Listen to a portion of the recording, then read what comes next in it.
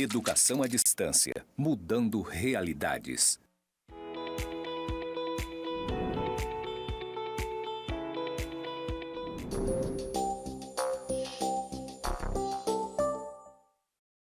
Olá, pessoal, todos bem? Hoje nós vamos para a nossa última aula da disciplina Comunicação e Linguagem. Meu nome é Isa, eu vou ministrar e continuar, essa nossa disciplina e vou fazer minha audiodescrição. Estou com um vestido azul com detalhes brancos, uma capa, na cor preta, estou de cabelo preso, uso óculos e uma sandália na cor clara. Aqui atrás nós temos uma parede branca com pontos interconectados e do nosso lado esquerdo a mensagem na cor verde EAD, mudando realidades. Então, continuando a nossa disciplina Comunicação e Linguagem, nós partimos hoje para a aula 4, Tipologias textuais e aplicação dos aspectos gramaticais na comunicação empresarial. O objetivo dessa nossa aula é comunicação nas empresas, tipologia textual, questões gramaticais. E, para tanto, nós vamos ter 2 textos base e 2 vídeos. E, ao final, vocês vão ter a avaliação regular, que será um questionário. Tipos textuais e gêneros textuais. A diferença entre eles reside no quê? No foco. Os tipos textuais dizem respeito à estrutura e à finalidade geral da escrita, se é narrativa, se é descritiva. Agora, os gêneros são tipos específicos de textos utilizados em contextos sociais e comunicativos.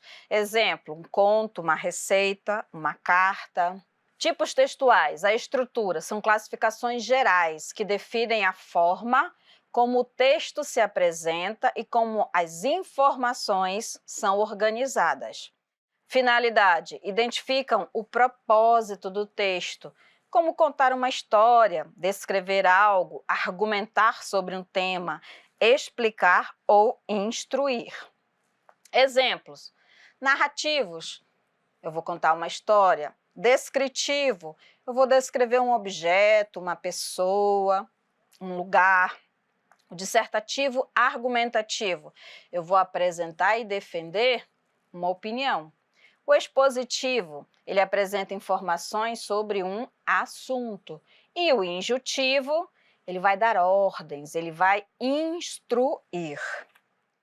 Contexto dos gêneros textuais são formas específicas de texto utilizadas em contextos sociais e comunicativos, como um conto, uma receita, uma carta, uma reportagem. Qual é a finalidade? Cumprir uma função social e comunicativa específica. Um exemplo, informar, eu vou persuadir, eu vou entreter, eu vou instruir. Exemplos, um conto é uma narração ficcional curta. Uma receita culinária é um texto instrucional para preparar um prato. Uma carta, uma mensagem escrita para um destinatário específico. Reportagem, um texto jornalístico que relata um fato. Crônica, um texto literário que aborda temas cotidianos. Propaganda, texto que tem como objetivo persuadir, as várias propagandas que tentam nos persuadir, a comprar algo. E o poema, um texto poético. Em resumo, um tipo textual define a estrutura geral do texto, enquanto o gênero textual define a sua forma específica e a sua função comunicativa no contexto social. Um gênero textual ele pode ser composto por diferentes tipos textuais. Por exemplo, um artigo de opinião, ele pode ser um gênero textual que utiliza um tipo textual dissertativo argumentativo para apresentar e defender uma ideia, e um tipo textual expositivo para apresentar informações relevantes ao assunto. Aqui novamente o quadro dos tipos textuais e gêneros textuais para vocês relembrarem, porque nós já Vimos esses textos, né, esses exemplos do narrativo, descritivo, argumentativo, explicativo ou expositivo e o instrucional. Tipo textual ou gênero textual. Telefonema é o quê? Um tipo textual ou gênero textual? Ele está nessa base aqui, ó. Qual seria? Ele seria narrativo, descritivo, argumentativo, explicativo, injuntivo, ou ele estaria dentro de um deles aqui? Essa é a pergunta. O telefonema seria o quê? O calendário, gente, seria o quê? Um tipo textual ou um gênero textual? E a história em quadrinhos? Qual é a classificação? É um tipo textual ou é um gênero textual? E a notícia? Ela é classificada como gênero textual ou um tipo textual? Vamos aqui, ó. Bakhtin conceituou gêneros textuais como tipos relativamente estáveis de enunciados. Os gêneros possuem algumas características que não variam de um texto a outro, permitindo assim que os reconheçamos. Agora, os tipos são 5: narrativo, argumentativo, expositivo, descritivo e injuntivo. Enquanto isso, há incontáveis gêneros. E aí eu pergunto para vocês, né? Aqueles exemplos que eu passei, o quadrinho, a reportagem, seria o quê? O tipo ou o gênero? Vejam lá, ó, quando ele diz, enquanto isso, há incontáveis gêneros textuais. Eles estariam nos gêneros? Sim, estariam nos gêneros textuais, né? São os vários tipos, tá? Vários gêneros. Tipos textuais e gêneros. Bora ler esse texto aqui, ó. Profissional de sólida formação acadêmica a nível de administração, atuando há mais de 10 anos em iminentes empresas do setor, se predispõe a encarar novos desafios e ir de encontro aos objetivos da empresa que lhe der oportunidades. Tenho certeza que os professores de língua portuguesa, quando ouviram esse texto, ficaram com medo, né? Será que há muitos problemas? Vamos lá. O pequeno texto foi extraído de um currículo, mais especificamente da seção com o título Sobre mim. Essa é uma entre muitas possíveis situações cotidianas nas quais é essencial o uso da norma culta da língua portuguesa. Porém, no exemplo em questão, em poucas linhas, o candidato falhou repetidamente no seu uso. Se para você não estão tão evidentes assim os problemas no trecho anterior, então recomendamos acompanhar com atenção o que preparamos aqui. Então vamos lá. Embora tenhamos exagerado de propósito no trecho hipotético, a realidade não é muito diferente. A lista de problemas no parágrafo é extensa. Preposição. Em profissional de sólida formação, a preposição adequada é com, no lugar de profissional com sólida formação. Expressão. A expressão a nível de significa a mesma altura, portanto, não é aplicável fazer referência a uma área ou setor da empresa.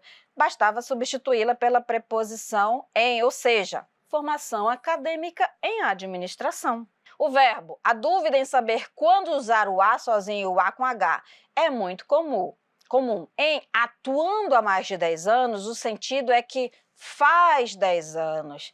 Também não é fazem, tá? Não é fazem 10 anos. E, portanto, o correto é atuando há mais de 10 anos, tá? Significado. Existem palavras de grafia semelhante que costumam confundir as pessoas.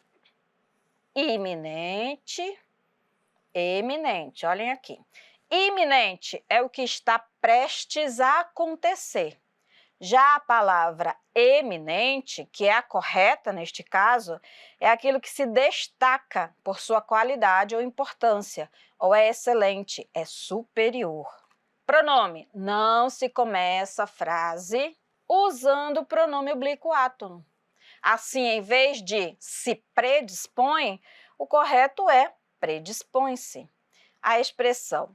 Outra expressão que causa confusão e costuma ser usada incorretamente é ir de encontro, ir ao encontro. Ir de encontro. O correto neste caso é ir ao encontro. Ir de encontro significa sentido contrário, ou seja, chocar-se com os objetivos da empresa. Esse não é o objetivo, né?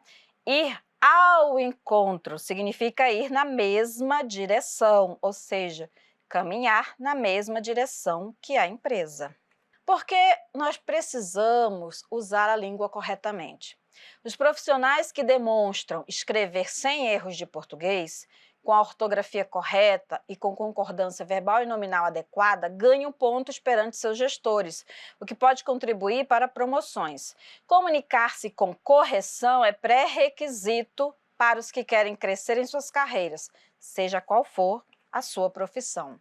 O uso da norma culta da língua contribui para diminuir a ocorrência de ruído na comunicação e, portanto, suas diferentes consequências, como retrabalho ou talvez problemas que comprometam a qualidade no atendimento aos clientes, por exemplo. E se não fosse o bastante, ainda favorecem mensagens mais coesas, objetivas e claras, e todos os benefícios que isso produz. Um colaborador é um representante da empresa e, portanto, é responsável por sua imagem junto aos clientes, fornecedores e parceiros. A forma como ele usa a linguagem nas mais variadas relações comerciais é um reflexo do que é a empresa. Quanto mais elevada a posição na empresa, mais os erros podem impactar no conceito que as pessoas têm a seu respeito. Da mesma forma que existem influências negativas, há também as positivas. A forma correta de usar a linguagem é capaz de influenciar outras pessoas do círculo profissional dentro da empresa, a também serem mais cuidadosas na sua comunicação. O esforço necessário para conhecer e usar bem a gramática na escrita também melhora a capacidade de compreensão na leitura. Comunicação estritamente escrita não conta com os elementos comunicativos das situações presenciais, como o tom da voz, as expressões faciais e a linguagem corporal, razão pela qual ela deve ser tão precisa quanto possível. Não há como imaginar administração eficiente sem a comunicação também o seja. Aqui também, gente, eu retirei daquele artigo da Fernanda. Lembrando, por favor, leiam. É um artigo muito bom para a área de vocês. Então, um modelo de proposta de melhoria na comunicação. Por exemplo, identificado esse problema. Falta na divulgação de informação de forma simples. Foram elencadas as barreiras, né? Os canais de comunicação eficientes e as propostas de melhoria. A primeira aqui, ó, barreiras de fornecimento de informações internas. Reunião de trabalho seria canal de comunicação eficiente. E a proposta? Menos burocracia na transmissão da informação. Vou pegar outro aqui, ó. Falta de comprometimento da chefia. Qual é o canal de comunicação eficiente? Conversa com a chefia, proposta de melhoria, mudança na cultura organizacional. Então, são exemplos em que foram retirados do artigo Modelo de Melhoria no Processo de Comunicação em uma Instituição Federal de Ensino, da Fernanda de Souza. E nós trazemos aqui para vocês terem uma ideia, né, dessa pesquisa realizada por ela. E aqui, outras referências relacionadas aos temas, aos assuntos da aula de hoje, gêneros e tipos textuais, afinal de contas do que se trata, dos gêneros textuais que envolvem a tipologia injuntiva, função e representação, o que são gêneros textuais, o guia definitivo, aprenda tudo sobre tipos textuais. Nós também trazemos, né, a estética da criação verbal do Bakhtin, que fala sobre gêneros do discurso, do Bronkhart, atividades de linguagem, textos e discursos, espaço virtual dos gêneros, revisitando história e metamorfose dos gêneros textuais e gêneros textuais no ensino de língua portuguesa. Então, pessoal, nós encerramos hoje as aulas, né, da disciplina Comunicação e Linguagem. Nós tratamos de vários pontos e tenho certeza que vocês relembraram, né, alguns desses durante o ensino médio de vocês, durante o ensino básico, e nós estamos aqui para relembrar, para pontuar e também fazer essa relação, né, da linguagem, da comunicação com o meio profissional, com o dia a dia e como que a linguagem e a comunicação são importantes, tanto no nosso trabalho, quanto no dia a dia, quanto nas conversas, né, oficiais e não oficiais da nossa vida. Eu espero que vocês tenham sucesso nas atividades de percurso, na avaliação e vamos continuando com o curso.